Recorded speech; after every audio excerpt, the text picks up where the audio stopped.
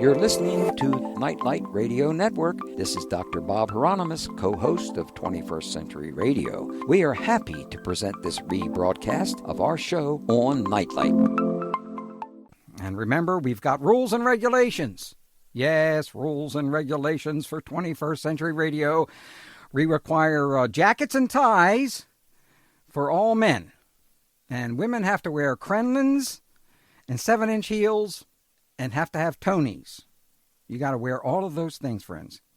It's no smoking, too. You can't smoke. Rules and regulations. And we have further rules and regulations. What are they? Now I know you know what they are. First of all, we are not alone in the universe. Repeat after me. We are not alone in the universe. That's right. And never have been. No, we never have been. There's a lot of folks out there. They're not even in physical bodies. They're all over the place. They're all over the place right here. You see them in my studio. Now, that's number one. Number two, rules and regulations, is that what we do to the earth, we do to ourselves. That makes sense, doesn't it? Well, probably not to some of our skeptical friends in Psychop. They don't necessarily feel that we even have global warming yet. Well, they'll catch you on. They'll catch you on. And finally, human beings are not machines. Have you noticed that? It's true. Yeah, well, there might be a few. I can think of a few. Yes. However, all human beings come with an immortal ingredients, as they used to say on Jack Benny's show. Jack Benny, ingredients. And you can call it spirit, you can call it soul, you can call it whatever you want to, but it's immortal. Now you got you're qualified now to listen to 21st Century Radio, and it's free, absolutely free, except for us. Yes, we make sure we have to get paid. Well, we don't get paid, but we pay. All right, now that we got all these rules and regulations ready, I'm going to give you some information about the book that we're going to talk about the entire 2 hours. We seldom do this, friends. But this is an important work. It's called The Parapsychology Revolution. It reminds me of, who's that guy who played Reds in the movie Reds? Well, this is a revolution, friends. It's ongoing. It ain't stopped yet. America is actually in the middle of a revolution. It is a concise anthology of paranormal and psychical research.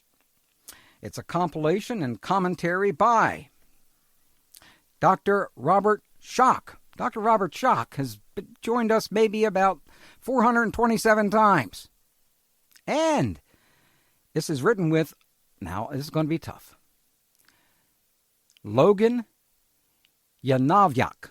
No, I didn't get it right. No, my producer, is it Yonavjak? No? Yak? Close enough, she says, but I got no cigar.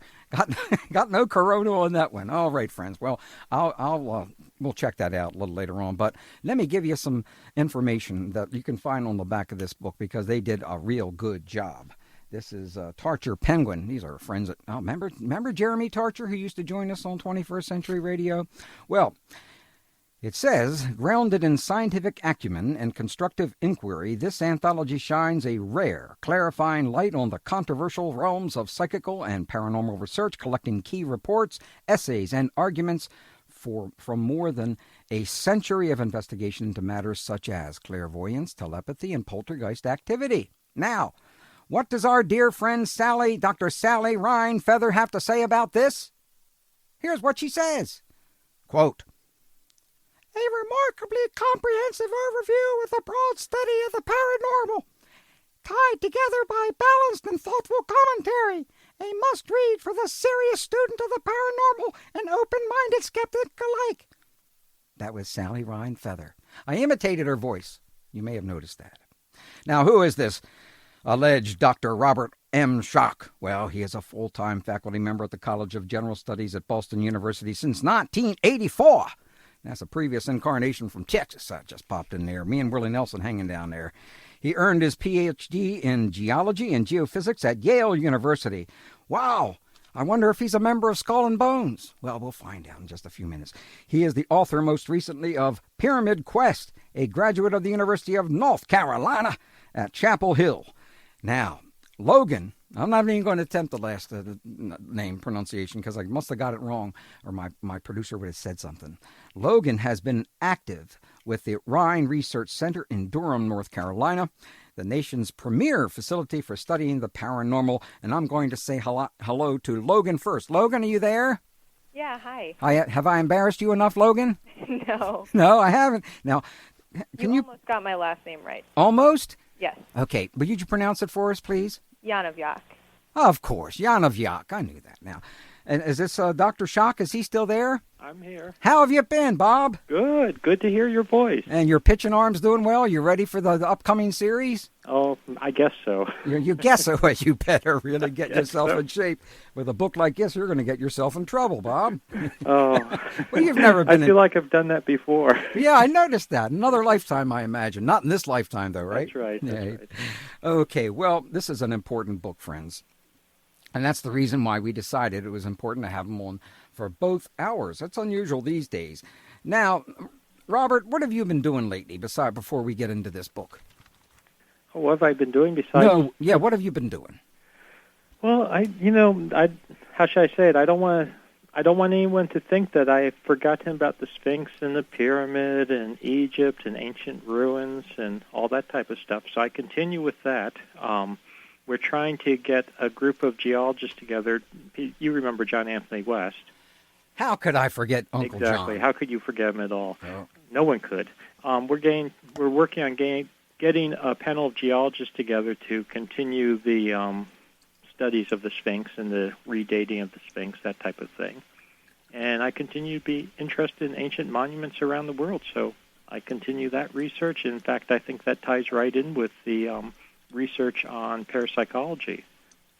Why is that? Well, because what I found, something that I was asking myself, I found myself wondering about for years, looking at the Great Pyramid, looking at other ancient structures, is what is the purpose of these? And, the Great Pyramid, we've talked about this before, is certainly not just a big glorified tomb. Oh, of course it is. Yeah, I mean, that's ridiculous. No, of course it is. That's all it has. Right. That's all it ever has been. Logan, you believe that, right? Oh, of course, yeah. No, I'm talking to Logan now.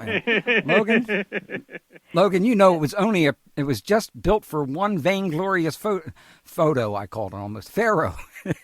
Right, that's exactly it. That's all there was to it. Now you got to understand, she's been there with me, so. Well, then that's a problem in itself, because you probably now her reputation is now besmirched. I can see I can see some of my friends over there. God bless Zahi Hawass and those other folks. He knows the truth. He knows the truth, and I had to deal with him back in 1980. You can imagine what. I can imagine. Then. Absolutely. That was Absolutely. And thank heavens it was Anwar Sadat that introduced us. If it weren't for that, I think I would have gotten in all kinds of trouble. All right, now let's. Anyway, looking at all these ancient structures around the world, getting serious now. The question is, what are they being used for? What's going on? And so many of them, I'm convinced, have at least something to do with rituals, initiation, what we might say in modern terms, altered states of consciousness. Mm-hmm. So you can see where that ties in with, really looking into the paranormal and psychical research. Well, I'm so glad you went into this area, because I've always loved the quality of research that you've done. Thank you. It's really you've made major differences in various areas, and I'm just so surprised that no, I guess I shouldn't be, because Egypt moves. They don't move slowly. They just don't move. I mean, they just don't move. Yeah. Modern Egypt. Yeah, and it's very unfortunate in this research. We would have thought back in 1992, 1993, 1994, 5, etc. That they would have really discussed this issue and. Without trying to BS us, but unfortunately, I'm afraid they can't. Right. Yeah, 10, 15 years ago, we never thought, how should we say, this little progress would have been made. That's right. On that front. But I bet you Logan thought so. Right, Logan? Didn't you feel it almost right away? Sorry, what? I said, don't you think that the progress in the area of research into the monuments in Egypt is going especially slow? I'm surprised. I'm surprised that it's been so slow, and it seems pretty obvious to me that the Sphinx was built much earlier than previously imagined by Egyptologists. So. Well, it's time to get pretty serious about this area called parapsychology and the paranormal, because as soon as I'm saying something like paranormal and parapsychology, I can see, I'm used to seeing into people's minds these days, of course, Bob, and I can see there's a group over there in Hamden that's saying, yep, now Bigfoot, aliens, right, exactly. and our friends in Glen Burnie now are saying, yeah, it's all about UFOs. Yeah. And such, but let's find out what we really mean when we talk about the paranormal. Yeah, what we really focus on in this book, and I'll let Logan chime in a second too. We really focus on classic, genuine, what I would call genuine paranormal phenomena, and the core of that is essentially the modern term is telepathy, mind-to-mind communication, interaction, without the use of the known senses. So telepathy related to that clairvoyance, premonitions, that type of phenomena. Sometimes those are referred to as mental phenomena within the psychical or paranormal realm. And then the other aspect is mind over matter issues, referred to as psychokinesis or PK for short. And really within that category, PK, is micro PK, for instance, the long-time studies at places like Princeton, the PAIR laboratories, Princeton Engineering Anomalies Research Laboratories, which unfortunately just closed down. Yeah. But that was a funding issue, and that had nothing to do with the research per se. It had to do with other issues.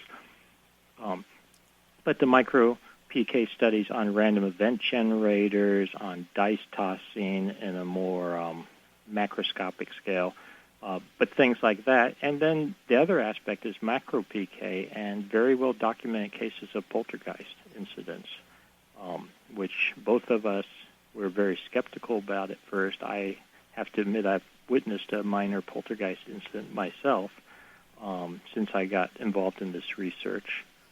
That'll convince you, all right. That will convince you, but there's very, very good documentation of poltergeist incidents, and also not just that they occur, but they occur with regular patterns. Mm-hmm. For instance, the incidence of occurrences drop off, as one would expect, with distance from the person that seems to be the center of the activity. So again, one thing that I found, and I'll let Logan make a comment in a second, is that, when you start sorting out the fraud, you start sorting out all the nonsense, you get down to the core, genuine, I'll call it paranormal phenomena, there are regularities, there are patterns that make sense. Now, it might be outside the bounds of normal science, but that doesn't mean there aren't patterns and regularities. Mm-hmm. What would you like to add, Logan? Well, I guess generally parapsychology and paranormal and psychical research have had so many things lumped into them that people think of Bigfoot and they, immediately associate that with paranormal or parapsychology. So I think Dr. Schoch did a good job explaining ESP and PK, and psychical research. The term psychical research is more usually associated with some of the earlier studies, which we'll get into later, that the SPR, the Society for Psychical Research, started studying back in the 1800s, the late 1800s, and parapsychology was actually thrown in as a term around the 1930s with J.B. Rhine when he tried to take out survival research and just focus on ESP and PK. And then in the 1940s, the term psi was actually used by Thuless and Wiesner to describe ESP and PK under a general category. So instead of using parapsychology, it's just another confusing term, but it's psi. So you'll hear us refer to all of those terms as we talk. Yeah, and I also would add in that some things that people call paranormal, like Bigfoot, I mean, that's really a whole different category, sometimes referred to as cryptozoology, more or less. There's nothing particularly paranormal about a Bigfoot. If we should in the future capture a Bigfoot, it's just a new species, a previously unknown species. Well, I have always liked the work of Dr. Grover Krantz in this particular area, and unfortunately he passed on more recently. Yeah. And I think if he'd still be alive, that area would continue to grow and develop, of course, along with Lauren Coleman and others who have done terrific jobs. And, exactly. And that type of thing. Now, we're going to take a break here. And when we return, we're going to find out a little bit about why you guys decided to put your necks on the chopping block here, because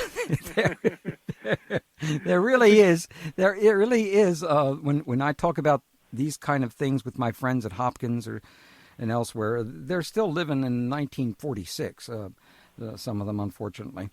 Yeah. But so we'll find out why you're doing that, and I'm glad you are. With our guest, we're going to call him.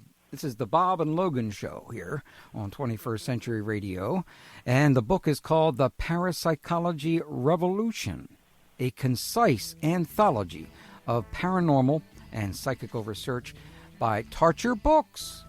Please go to robertschoch.com, spelled Robert, SCHOCH,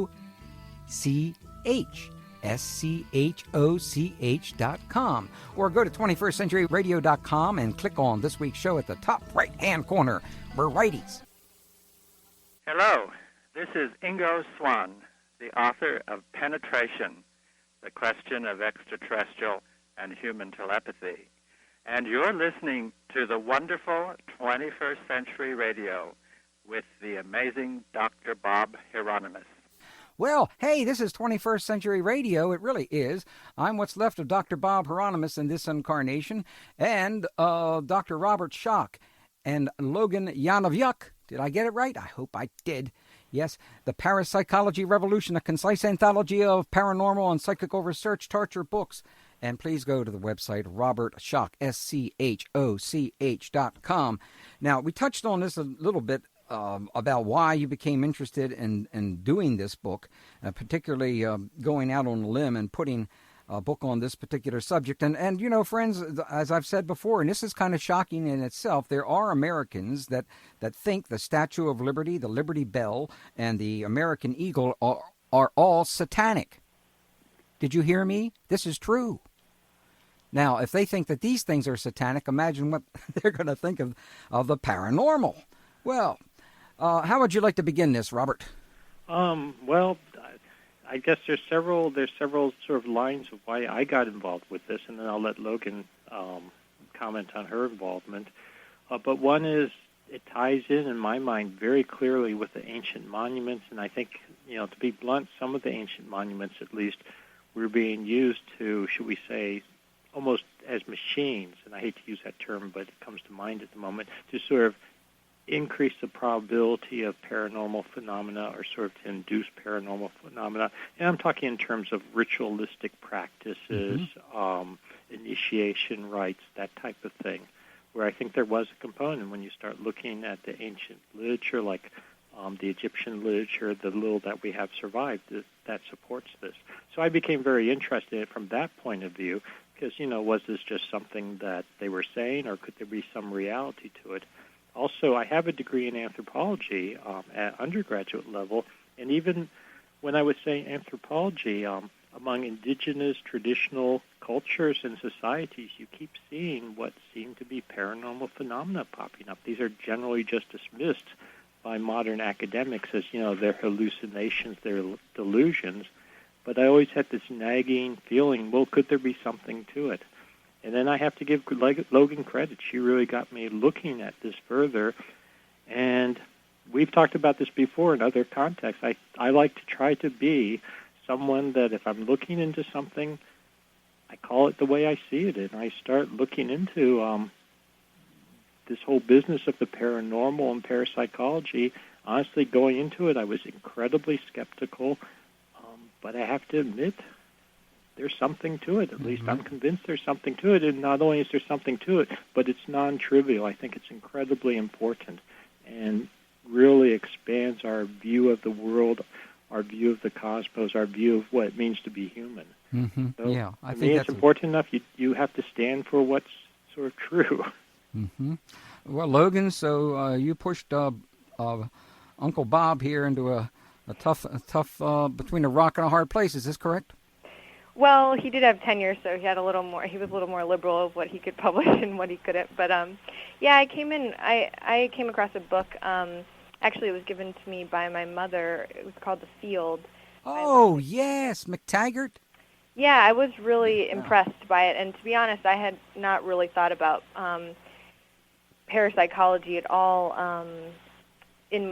throughout most of my adult life until I came across this book and really started. I read it and was really intrigued and decided to present it to Dr. Schoch just to see what he thought about it, and he had the idea to do some research and see if we could get something published just in terms of a survey of what had been done, just kind of as an exploratory project, but also just because he thought other people might be interested, and he was at liberty to do so. Like I said, he had some flexibility just because of his position, and I also started thinking back, and my dad actually took me to several events at the Rhine Center in Durham, which was affiliated with Duke University back in the 30s. Dr. J.B. Rhine is kind of touted as the father of modern parapsychology. He was largely responsible for the experimental work that was started in the 30s, but that institute is in Durham, North Carolina, and they're actually still operating. And he took me to several paranormal support group sessions when I was younger, and I had forgotten about them, but once I started talking to Dr. Schoch about parapsychology, it kind of and I started talking to my dad. He kind of brought up that we'd already had some experiences together, and he'd taken me some of those talks. So anyway, that's kind of how I got interested, and I initially was very skeptical as well. And just upon reading some of the research that's been done, I have to say there's so many interesting implications for what these topics mean for what it means to be human and what our boundaries really are with one another and with potentially other organisms and the cosmos and whatnot. So it's a very fascinating field. Well, it is fascinating. I remember when I was a Lord Bertrand Russell light, and I was a logical positivist back in the old days, I used to laugh at this. I thought this was the funniest stuff in the world. I thought it was one of those rubber crutches. I mean, exactly. Well, that's how we were trained. Yes, indeed. I was trained like a good animal. Yeah. And that's what I used to. And then when I had a poltergeist experience, the same as probably a little different than Bob's. Yeah. But when a candlestick on my table that was sitting in the middle of the table moved itself and fell off the table, and I was the only person up in this rat trap of a study. And I'm sure the rats didn't jump on the table and carry it off. Right. And I was in the bathtub when all this happened. Wow. It changed my life. Yeah, exactly. All of a sudden. Of course, I've went to other psychologists and psychiatrists. They thought, Hieronimus, what the hell's wrong with you? So, so this is a really important area in regards to a number of things. And of course, there has been over the past 100 or so years some serious study of it, and it's there at times. There has been some fraud in this research, and that's one of the good things about this book, friends. They don't dodge the issue that there have been or has been some fraud in these areas. But what is the history of the serious study of the paranormal? Well, the serious study actually goes back to the 19th century. I mean, people were interested in including, you can trace serious individuals that were trying to look at the paranormal back to at least the 17th century. But, you also had the concept of witches and, everything else was going on. So it's very confused. But the modern research in the paranormal really goes back to the founding of the Society for Psychical Research in 1882. And this was a group of very well-educated men and women in England who founded the society in 1882, specifically to look at what we now call paranormal phenomena. They usually used the term psychical at the time, and these were, well-educated philosophers, physicists, humanists, lawyers, theologians, et cetera. I mean, a very elite group, and the Society for Psychical Research still is in existence, still is carrying on its work, still publishing the journal and the proceedings. And one thing we looked at was their early work in the first few decades of their existence the late 19th, early 20th century, and it's amazing how the quality of the work they were doing. They were applying statistical studies to paranormal phenomena.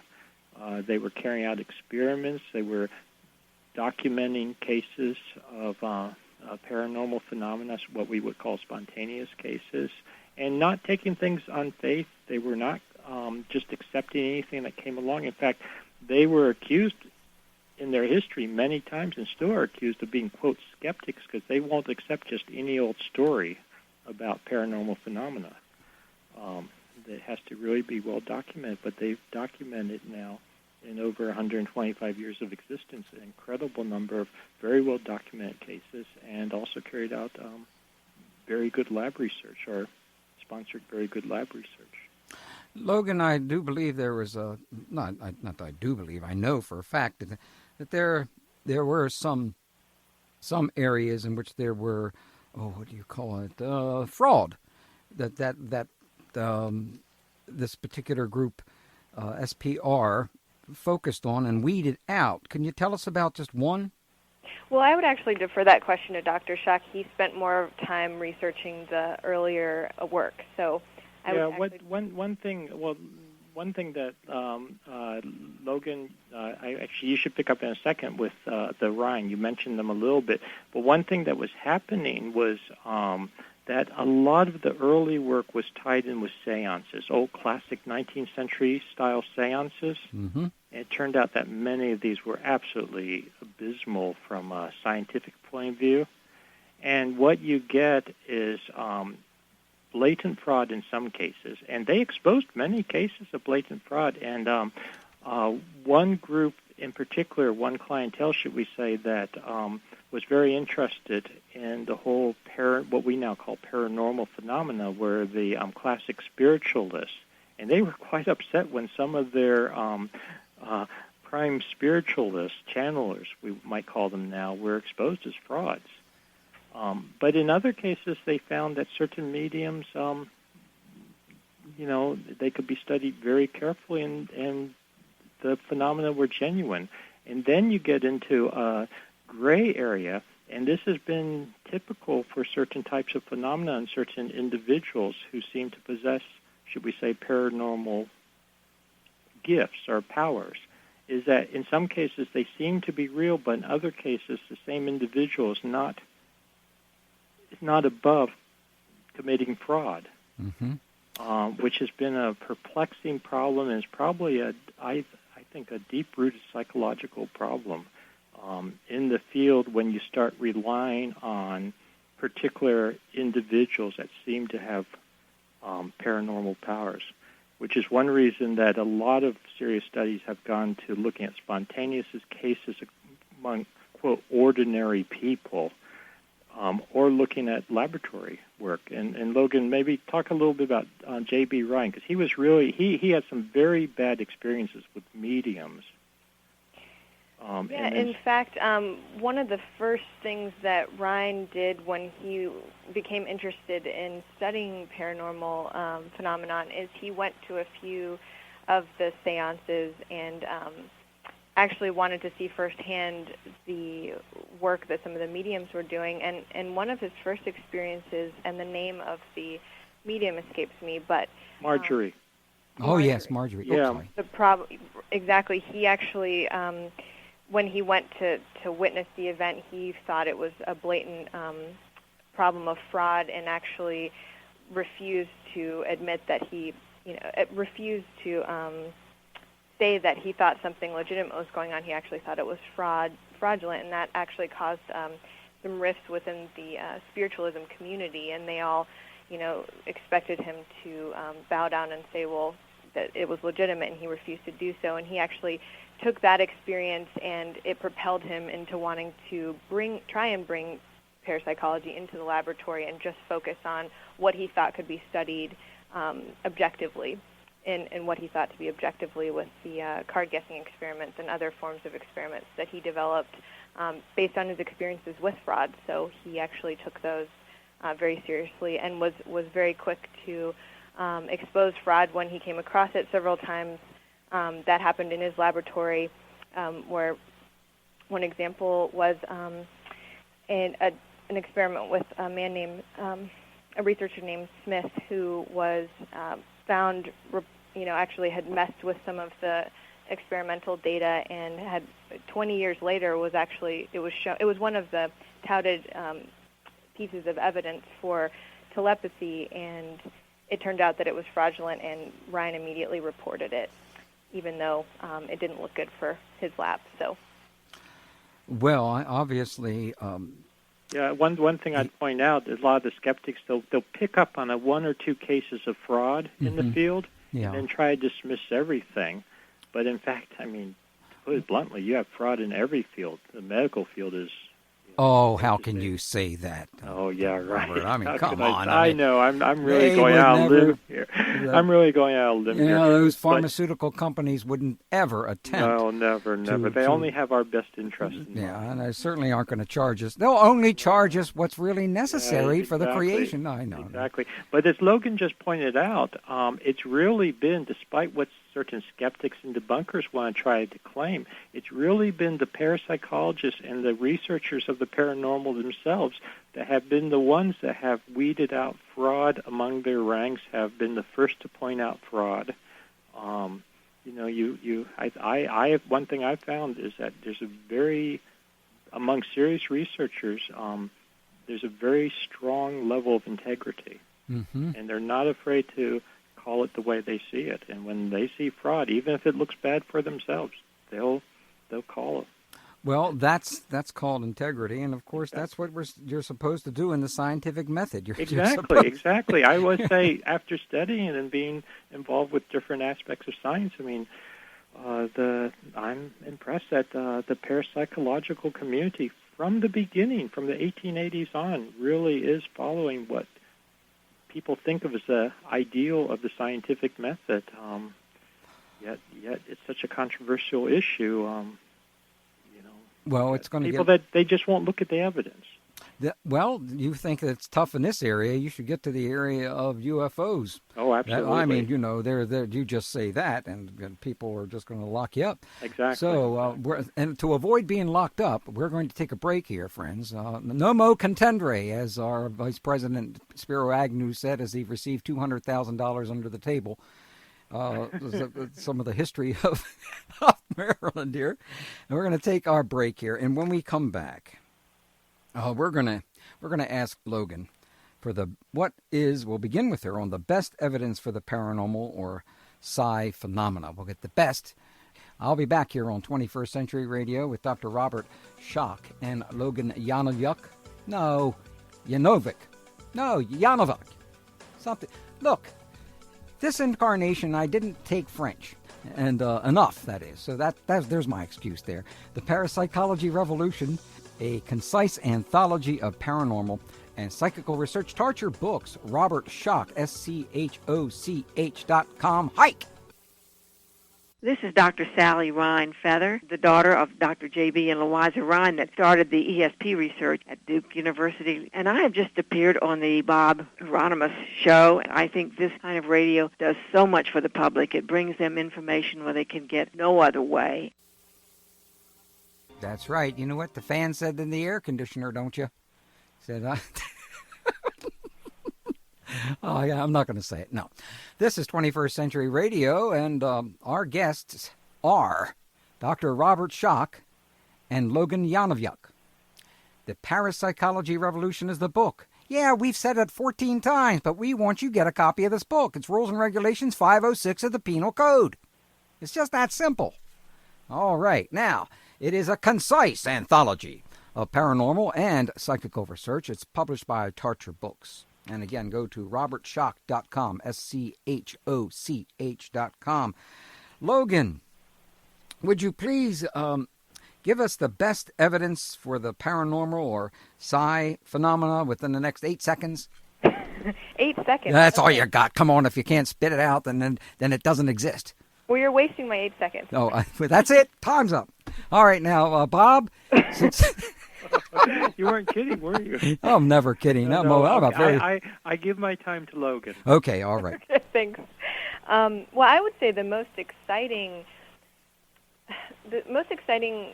psychic phenomena that I think Dr. Schoch and I both think is true is the spontaneous cases that we've read about, and really that started the Society for Psychical Research wanting to examine psychical phenomena is obviously from spontaneous cases, and some people even call it the natural subject matter, because it really is unique in that, spontaneous cases offer different information about the phenomena that you just can't get in the laboratory, and it's arguable that psychic phenomena are difficult to bring into the laboratory because they're difficult to put under control in the way that we usually think of scientific phenomena.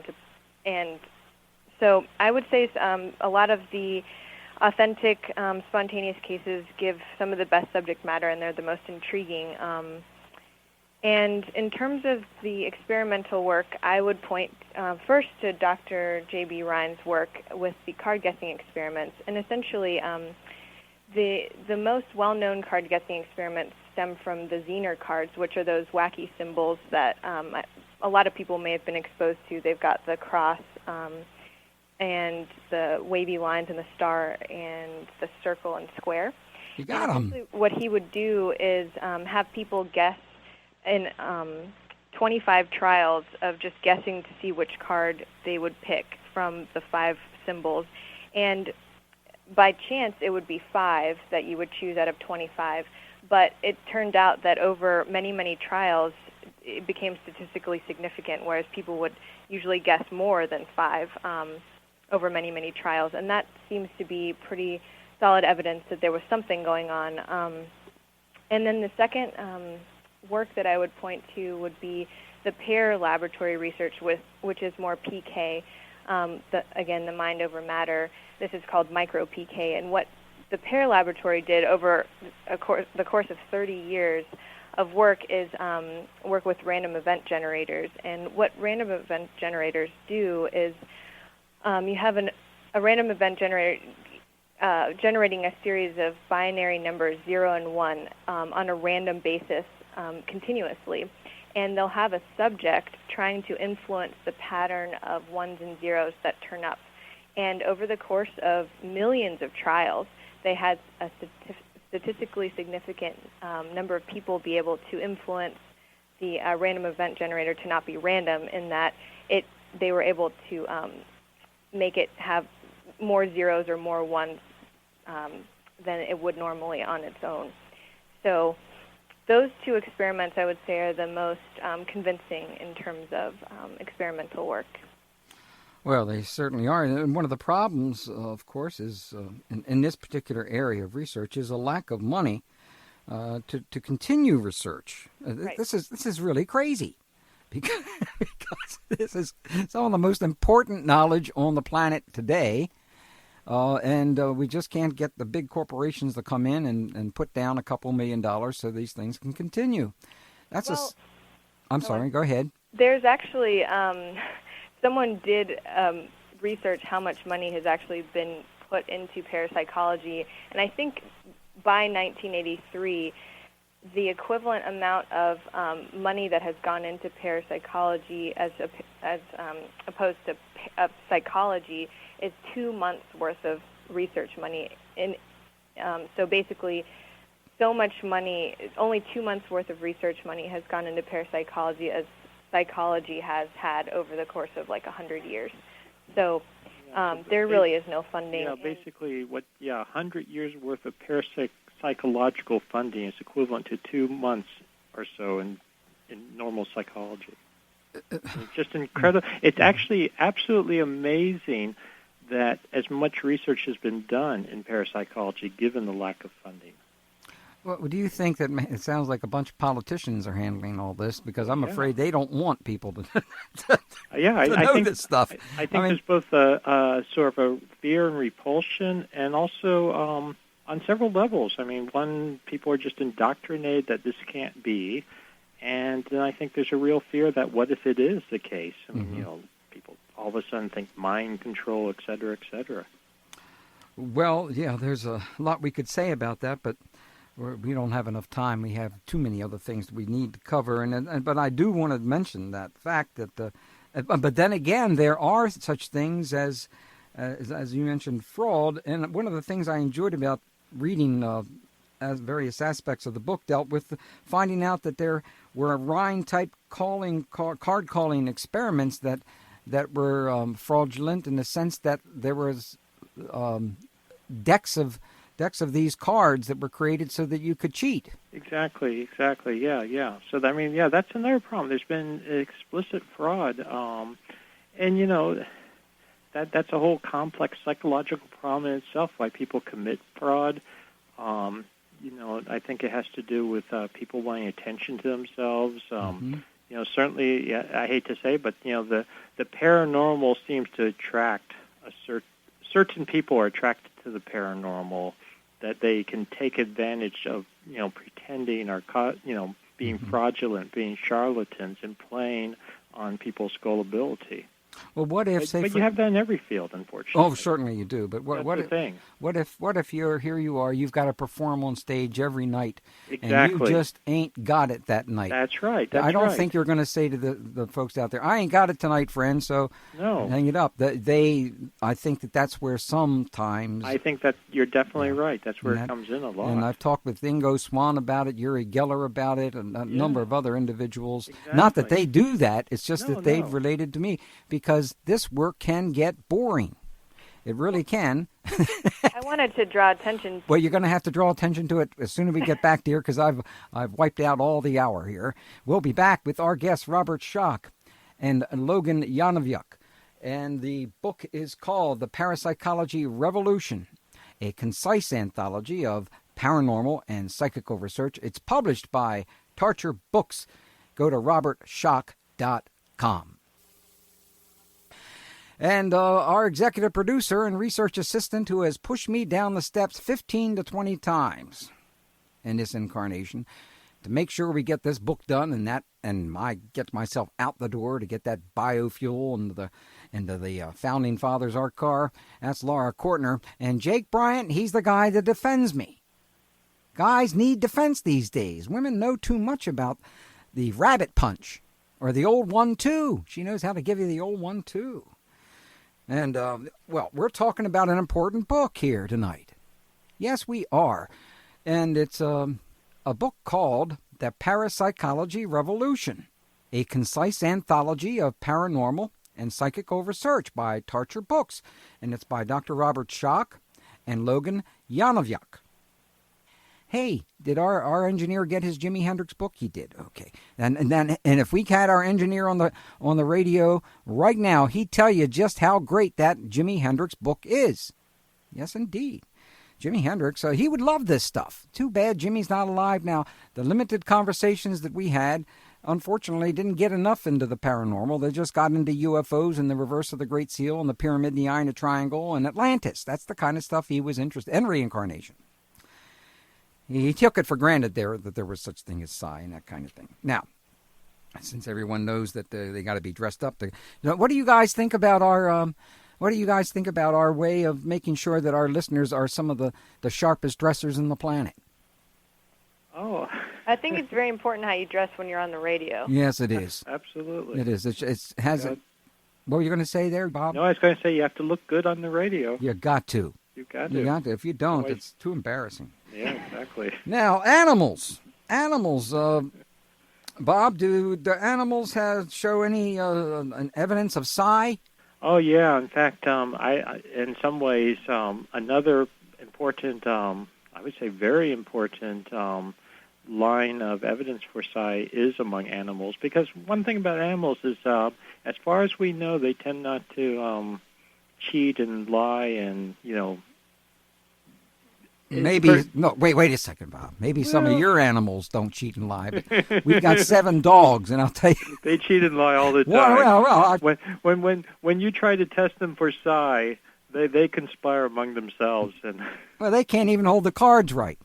Have you noticed that? That's one of the that is a problem with them. They keep flipping them over. But they really do have. There's about a lot of studies. Rupert Sheldrake And in fact, Logan's done some experiments, not with animals, but with other things, with Rupert Sheldrake. But Rupert Sheldrake has done, for instance, a lot of studies of a parrot, of dogs, that, as they say, seem to know when their masters are coming back. And we're not talking about, well, the person is coming back every night at 5 p.m. We're talking about, extended periods of time. There's no way for the animal to know, based on normal means, when the person's coming back, yet they'll go to the door, no one in the room, no one there, expects the person back. The animal will insist. And, it's just remarkable. Yeah. In fact, there's a lot of suggestion that animals, or at least certain animals, really have, how should we say, they don't have the same preconceptions about psi, about paranormal events. They don't have the same fear of it. In fact, they may have it better developed than many humans. I don't know, maybe Logan wants to add to that. Wait, before she does, Logan, would you add something about dolphins and porpoise, because they changed my life? Well, I don't have any specific animal experiments that I know of dealing with dolphins, though I'm sure people have had interesting experiences with them. But maybe you'd like to share because you brought it up. Well, they did change my life. I was one of those guys that actually believed that animals were things. Can you believe that, really? I mean, they were things? They were things. They were things that you fed, and right. They ran around outside, they didn't come in the house, right. And one of them, when they broke legs and had big problems, you threw them out, really sensitive kind of stuff here. But animals obviously are a lot more, as we've covered on this program for the last 20 years, with various animal psychics, some accurate, some not necessarily so accurate. Right. Oh, there's some people that seem to, and I'm convinced of this actually in a few cases, anecdotally, people I've known personally that seem to be able to, should we say, communicate with animals psychically. I mean, at least pick up things from them. I was going to say, I also want to throw out, before you get to the porpoises, sometimes something known as animal trailing. Logan, is that the correct term? It's side trailing. Side trailing in animals. That's what I meant. Side trailing, where, a classic case of an animal that is lost thousands of miles away from its home. It can figure out how to get back. I mean, how does it do that? Yeah, well, how does it do that? Things like that. But go ahead, porpoises. Well, porpoises changed my life because when I found out that they may be as intelligent as humans, more intelligent than some humans, or more so. I can think of some political folks right now that absolutely, really, they are far more intelligent than them. They certainly would have made better decisions about rock and all that kind of stuff. Yes, indeed, but I could not believe it. Of course, at first, the work of Lilly, I think his name was John Lilly, and others. I mean, this was really scary stuff. I thought we were the king of the planet, king of the universe, and all of a sudden to have a porpoise really being at the head of the class certainly squelched my ego there. Oh, yeah. Yeah, so we couldn't. Yeah, I was going to say not just porpoises, but a lot of the large sea mammals. I mean, the cetaceans, sperm whales, for instance, or. Wait, I don't know if you can say that on the radio. Oh God, yeah, I'm sorry. Well, you'll have to bleep it out or something. Okay. But beluga whales, for instance, I mean, a lot of that group. They're just incredibly intelligent, and also, if you think about how far they migrate on a regular basis, or just travel on a regular basis. Well, the thing is that it seems that they seem to be conscious of much larger parts of our universe than I ever thought. And it's unfortunate. And I'm glad now that the Navy can't keep on doing their sound testing and destroying them. Oh, we didn't do anything. They're just 400 beached whales over there. We had nothing to do with it. It's like those wrestlers. Remember the wrestlers in the ring every time? And then they catch them and they throw their hands up and say, nope, I ain't got nothing in my hands. I mean, that's the kind of thing it reminds me. So I'm glad the Navy can't do that. At least legally they're not. But that doesn't mean they're going to not do it. What about plants? Logan? Well, this researcher named Cleve Baxter has done some work with plants, and it's called Biocommunication. And essentially, he hooked up a lie detector to a plant and was trying to test whether or not the plant responded to threatening thoughts about essentially whether or not the plant was being threatened by the human. So he would think to himself, I'm going to burn your leaf, and the plant would register on the lie detector. And he didn't really know how that was occurring necessarily, but actually before the show, Dr. Schoch and I were postulating whether or not that might have just been him affecting the apparatus himself through some form of PK. That was just something we were tossing around, but it's unclear whether or not that's legitimate. But then again, it's also very interesting evidence. So maybe Dr. Schoch has more to say about that. Yeah, I was going to say, Logan just brought up a much larger issue, which is a thorny issue for paranormal research. In many cases, you have a situation where you have very well-designed experiments, you get really nice results with one experimenter, but then another experimenter gets null results. And why is that? Is it because the experiment, when you're talking about something like psi and paranormal phenomena, there may be a very large component coming from the individual who's running the experiment.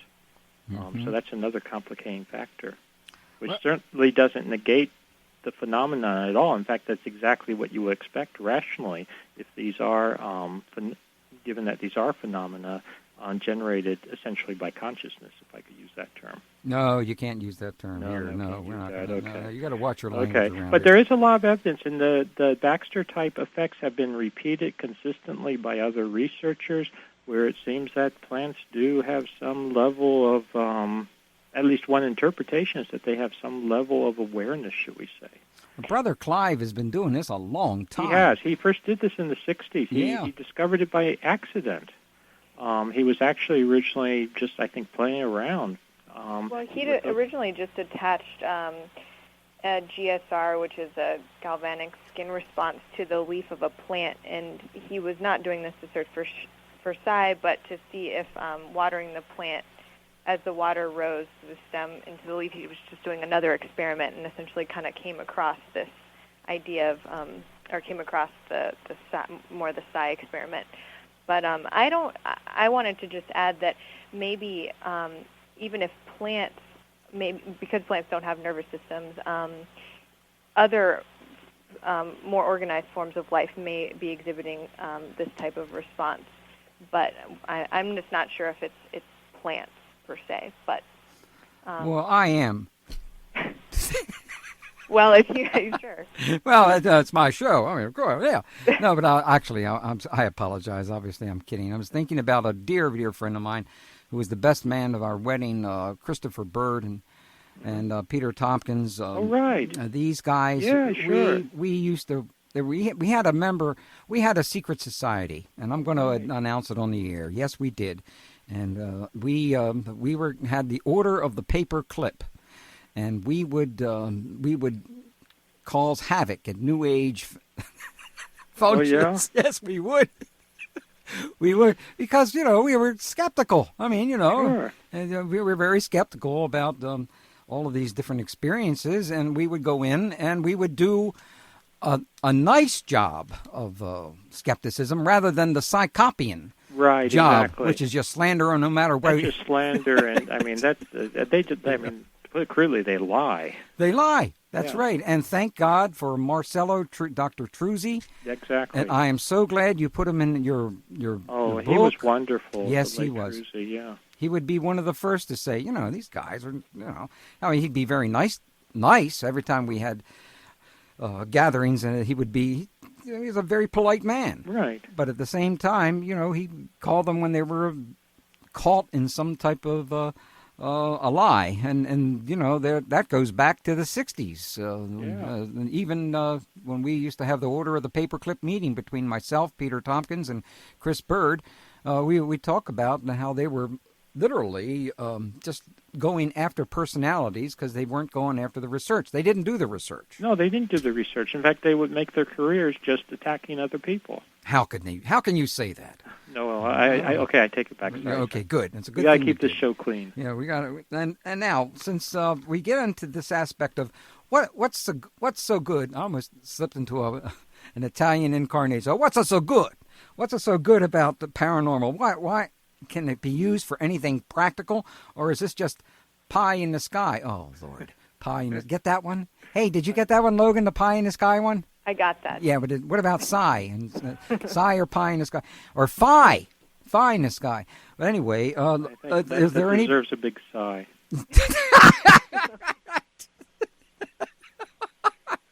I apologize, friends, but the reason why I'm enjoying myself so much is because over the years, I'm trying to think how long we've talked on the radio. I don't know. It's been 91, 90, yeah, something 91? like that. Yeah. Yeah, it's like I've known this man and I have never met him. That's true. This is crazy. Just over the radio. Yeah. But I assure you, I'm up to dress code. Well, you wouldn't be on this show without it. Let me tell you, we look into those things very carefully. We borrowed a few instruments from the CIA, and we can see everything you're wearing. Now, you're there by remote viewing. Yeah, I'll let Logan talk about that. That leads us into our practical uses of paranormal phenomena. Yeah, Logan, let's get to some of those. Come on. Well, I would like to talk about remote viewing just because it's interesting from more of a general public perspective. The CIA actually poured a lot of money into researching the practical implications of paranormal phenomena based on some of the work that the Soviets were doing back in the 1960s, and they were concerned that they were gaining an edge on harnessing the potential quote-unquote power of paranormal phenomenon. So they actually launched a program that lasted 30 years, and their main research was looking into remote viewing, which is essentially clairvoyance, which is seeing at a distance. And this is gaining information about a location or person, but not through telepathic means. So essentially, they had a few people see if they could, for example, locate the or see what was going on in a particular location in terms of if weaponry was being made at a particular location, or if a person could gain access about secret information that may not be visible from a satellite or was not visible. So for 30 years, the CIA looked into remote viewing and its implications, and there were some interesting results from that. Yeah, they certainly had some success with locating Saddam Hussein. Exactly. They had an incredible amount of success. And we mentioned Ingo Swann before. He was involved in that, as you know. He was one of the first people involved as a viewer. He was kind of like my teacher, to tell you the truth. Yeah. Except that's why I kept giving him cigars. Oh, okay. Yeah, because, I wanted to make sure I got an A. That's right. That's the best way. But I mean, the fact that the military and the CIA and the Defense Department, they were pouring money into this, and they were getting results and, information that they couldn't get otherwise through remote viewing. Eventually, they gave it up, I think, and went more high-tech, putting more emphasis on satellites and I guess, their 100% accurate information on weapons of mass destruction in certain countries. Mm-hmm. But well, we know where that led them. Well, I wish we had more time. 3 needed 5 hours. I can see that right now, and it's all my fault.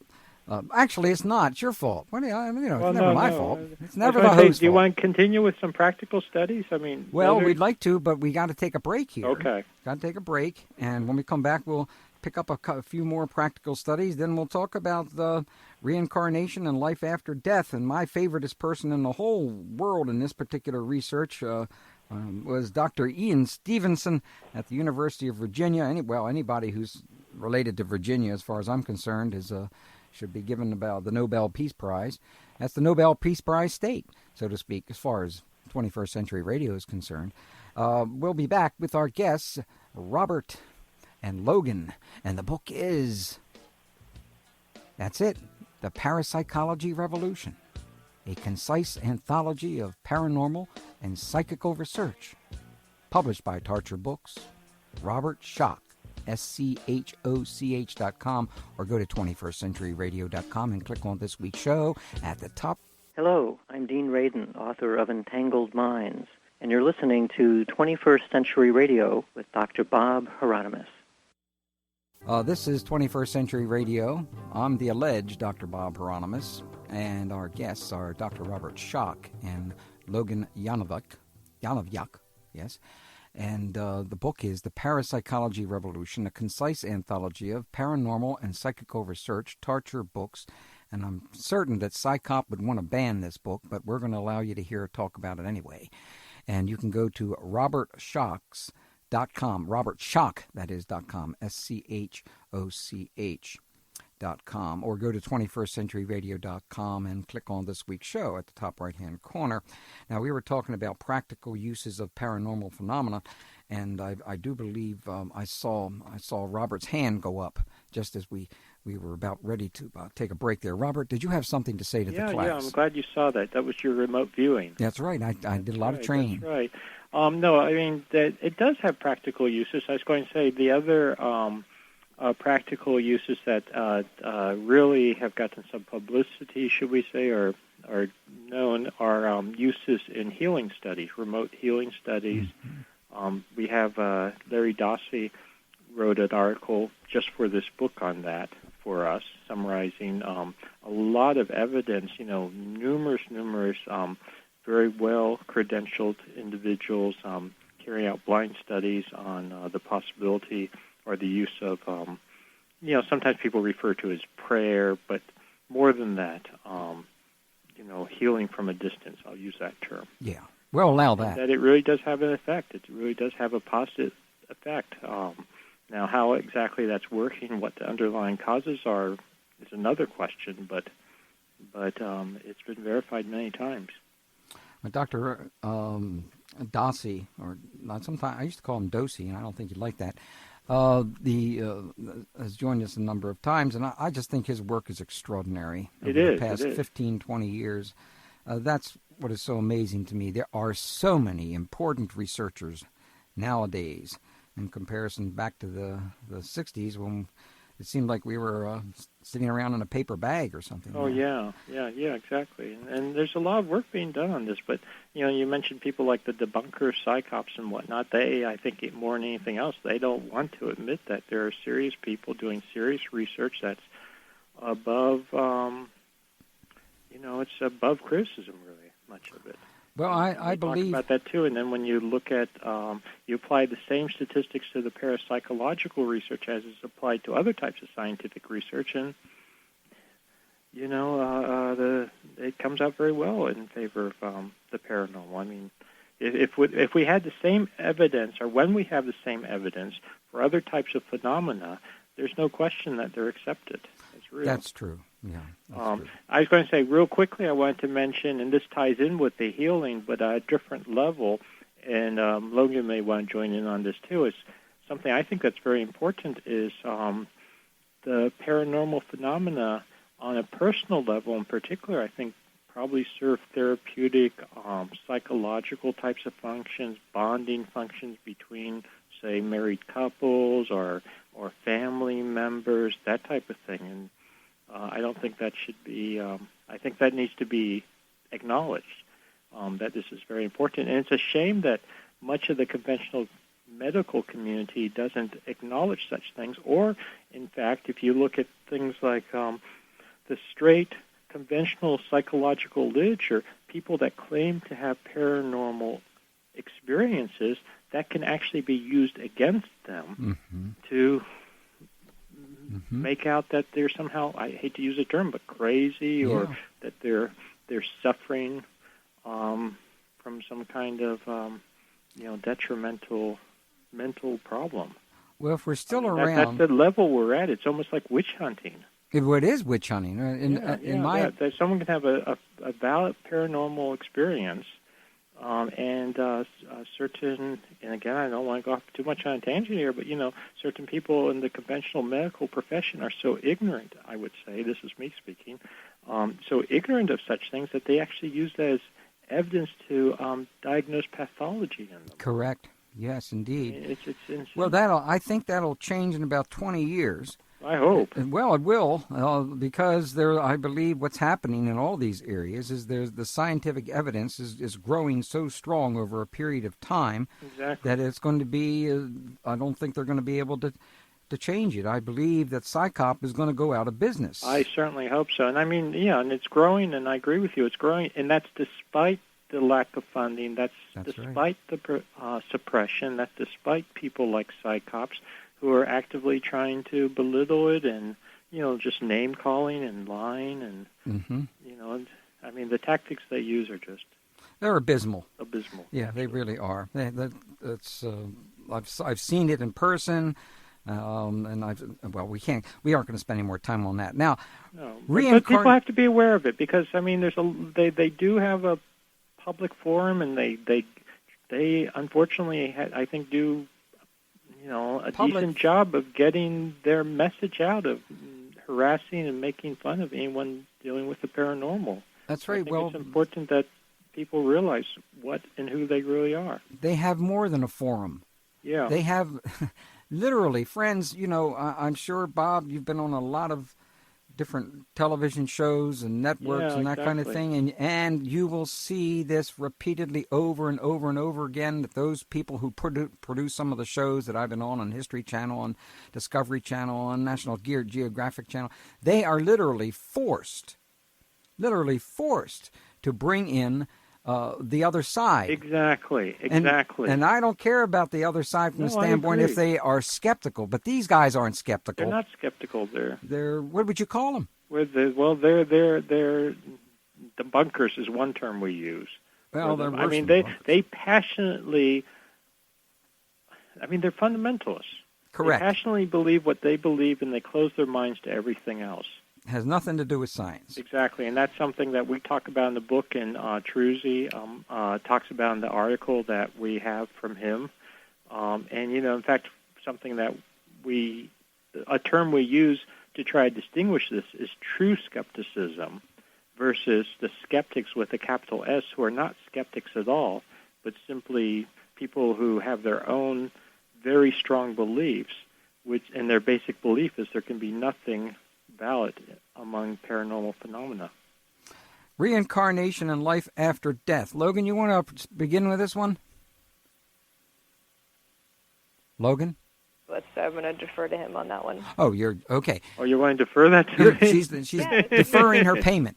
Stephen. Oh, well, I'll start and then let Logan join in. I mean, something you mentioned was Ian Stevenson, who just he's unfortunately passed away now recently. Yeah, he certainly has. Yeah, but he did for decades incredible amount of work, really documenting cases of what he referred to as, by different terms, but apparent cases of incarnations, reincarnation, and his typical cases where the most classic case that he would document would be where he had a young child, and many of the cases were from places like India, Burma, etc. Interestingly, places where reincarnation is more acceptable, perhaps for religious reasons or mainstream, among mainstream members of those particular societies, but where children would apparently remember past lives very early on, and then talk about it. In some cases, and I find this incredible, and we talk about it in the book, children would actually show physical traits or characteristics that seem to correspond to the previous life, and they would talk about it. In many cases, they were incarnations of someone who had died within just a few years of when they were born. In many cases, from, say, another village within a couple of 100 miles. So it seemed to be a fairly localized thing in many instances that he documented. But what that meant is that he was able to track down. He was able to apparently track down the identities of the former incarnations. Meticulously researched, and I think makes a very strong case. At least something is going on there. Now, whether this is traditional, in my own opinion, whether this is traditional reincarnation, that the traditional concept that some people carry in their heads of everyone being totally reincarnated, that's questionable, but certainly he's opening the gates, he's opening the possibilities of something happening there, some kind of information being passed on from a deceased person to new living person. Well, you can imagine how I felt when I first bumped into that little booklet, 20 Cases of Suggestive Reincarnation. Oh, God, a classic, yeah. That came out in the 60s. Yeah. It just ripped me to pieces. All of a sudden, absolutely. I realized I thought I knew I thought I knew everything. Right. Oh no, but you knew everything but that. Now you know everything. Yeah, well, almost. Yeah, I mean, but it's just amazing to me. And then, of course, I tried to share that with my friends at Hopkins. No way. Oh no, way, they won't. I don't know if you had the experience. I'll have the experience with things like that. They won't even look at it. Well, yes, of course. They won't even look at it. It's like it reminds me of the classic story of Galileo in the 1600s, early 1600s, and people refused to look through the telescope. Well, what about the time when they decided that the only way to count the teeth in the horse's mouth is to open their mouth? That took decades, centuries. Exactly. It took centuries, friends. We're not kidding. I mean, exactly. they discussed this philosophically, and someone said, "Well, why don't we open the mouth? Open the mouth and count them." No, lock that kid up. We don't want that. We got But that's the thing with studies like by Stevenson in particular. It's so meticulous, so. Yeah. Yeah. He really laid the foundation, and his works that came. I mean, there are so many publications that come out. The 2-volume set. Well, we can't. We'll hold them up to the microphone another time. Right. Now we need to take our final break on 21st Century Radio, and we will be back with Dr. Robert Schoch and Logan Yonaviak, yes, almost got it right there. The Parapsychology Revolution, a concise anthology of paranormal and psychical research. Start your books, robertschoch.com, or go to 21stcenturyradio.com and click on this week's show at the top right-hand corner. Hello, this is Uri Geller, and you're listening to 21st Century Radio with Dr. Bob Hieronimus. I'm what's left of Dr. Bob Hieronimus in this incarnation. Yes, it's true. I'm just a lowly PhD, but that's the way it goes. Took 5.5 years, and I don't know how many bucks to get it, but, that's the way it goes. Now, our guests are Robert and Logan, and their last names are secret. We're keeping them secret because we don't want them beat up as they leave the studio tonight. We got a lot of psychopians out there who'd like to get their hands on these folks. And the book is called The Parapsychology Revolution, a concise anthology of paranormal and psychical research published by Tarcher Books. And please go to Robert Schoch, SCHOCH.com to check the oil, as we used to say. And in the limited time that we got, if paranormal phenomena are real, what accounts for them? Who would like to take them on this? Would you like to start with this, Logan? I'll start by saying that when it comes right down to it, I think there is no clear theory of psi at this point in time, but I do think that, and many others think that this doesn't mean it should be rejected, and that just means that we don't have a clear understanding of its parameters, but that it shouldn't be dismissed as a very, very important line of inquiry and something that has large implications for our understanding of the world and of our interactions with others and of ourselves. So, but in terms of there are several theories out there, and Robert will talk about those a little more. Yeah, Robert. Yeah, I was going to say that's a really good question. In fact, that's one of the classic questions that's proposed by the debunkers, and they think they've got you when they say, well, what accounts for it if it's real? And there's no universal answer. What they seem to forget is there's lots of phenomena in science that we really don't know what the underlying mechanism of the phenomenon is. In fact, when it comes right down to it, if you even think about gravity, there's still a lot of arguments as to what causes gravity. Are they gravitons, or is it a warping of space-time, et cetera? I mean, theories for phenomena come and go. That being said, I would say that really the two most popular theories for the physical basis of psi right now are variations either on quantum mechanical theory.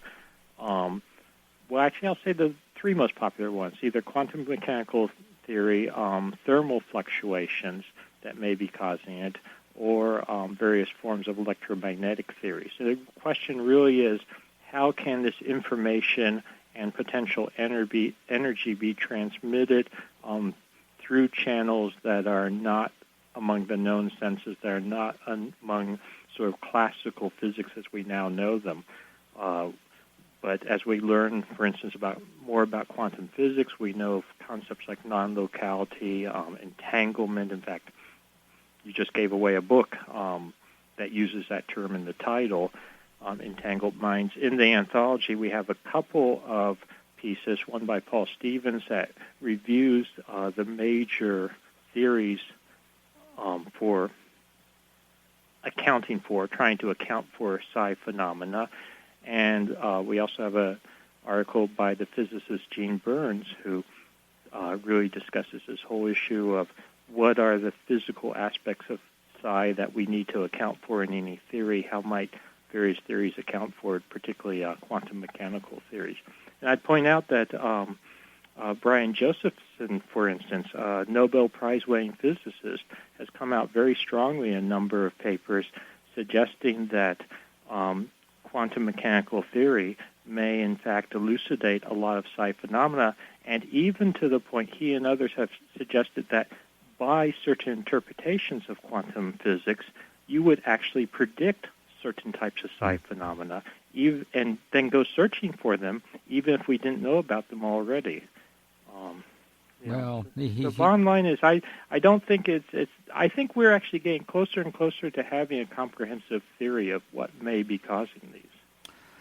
Well, there are a lot of things that I found very impressive in this book, and I was so glad to catching up on the late John Beloff, and I've never. Oh yes, he was wonderful. And I think I started with the relentless. Was that the relentless question? Yes, that's right. It was the relentless question. That's right. 1990. That's right. And so, but I very much enjoyed reading this again because, friends, this is not like it didn't happen 2 weeks ago or 2 months ago. It's been going on for decades. Now he has some basic approaches to positions that have been taken toward the paranormal phenomena, which I'd like to go down. Sure. Now, there were 5 of them, and I think we have enough time to cover this. Yeah. So, would you like to start with that, Rob, and then we'll ask Logan? Yeah, you want me to pick up with that? Yes, please. Yeah, one, and this is the classic psychop position, if you would, is total disbelief. And even to the point, many of the debunkers and whatnot, they even are to the point where they won't look at the evidence, basically. They just know that the paranormal doesn't exist, and essentially, and they've said this in print, they have had the audacity to suggest that there's no such thing as the paranormal. There can be no evidence for the paranormal. Anyone that claims they have evidence for the paranormal is either really naive and stupid and being duped, or they're a charlatan themselves. And, they've even suggested that, if you have a bunch of people working in a lab supposedly producing paranormal results, they must all be in on it. Well, of course they are. It's just ridiculous. Of course. It's their brothers and sisters, their brothers and sisters doing books and papers. They want them to sell, so they got to do it. Yeah, exactly. It's like all these parapsychologists make so much money off of it. Well, I'm making money hand over fist, let me tell you. Exactly. Yeah. So total disbelief is so that's the a very classic one, and basically, it's closing your mind to it, and you just won't even look at the evidence. Then the next one, which I find quite amazing too, is we coined the term paranormal insignificance. And this is the position that Beloff talks about. And actually, William James even suggested, apparently in jest, back in the late 19th century. And that's the concept that, the evidence for paranormal phenomena is overwhelming. So instead of just dismissing it, you just sort of wave your hands and say it's not important. Yeah. It happens once in a blue moon. Something happens. Okay, we'll admit that it really does happen. It really is genuine, but it's not important. It doesn't really change our view of the world. It doesn't change our view of nature. It's totally dismissive. And, in any other scientific field, any other endeavor, you couldn't get away with that type of attitude. You couldn't. I mean, you couldn't get away with either of these attitudes. I know, but they do. It's really They do. ridiculous. And the media just allows them to keep on and doesn't question them. That's what I found so despicable. The media is so ignorant and arrogant in this area. Exactly. They already assume that these guys have to be right because they're so-called skeptics. There's a certain skeptical, but that obviously we don't believe that skepticism at all. At least I don't, and I know you don't either. Yeah, exactly. So well, we got I'd say that most people start and stop, or are never even exposed to the idea, so they just linger in total disbelief, or they just don't understand. They think of just UFOs or crop circles, or they add all these different phenomena into the mix or the pot of what they think of as paranormal. So they're just confused and don't even know. They don't even go there. So I think that's where most of the general public lingers in terms of their understanding of paranormal phenomena or their belief in paranormal phenomena. Oh, exactly. And tie in with what Logan was saying, even the psychops people who, they claim they're so bright and they're above everyone else, they will, in many cases, they will lump a whole bunch of things together, including a bunch of studies, etc. Then they'll point to one study that they disagree with, or one study where maybe everyone admits there was fraud involved, and they'll use that as an excuse to dismiss everything else. Mm-hmm. I mean, it's just dishonest. That's their tradition, all right. Now, scientific monism is the third. Scientific monism, yeah, and that ties in. We might as well talk with maybe both quickly, substantial dualism.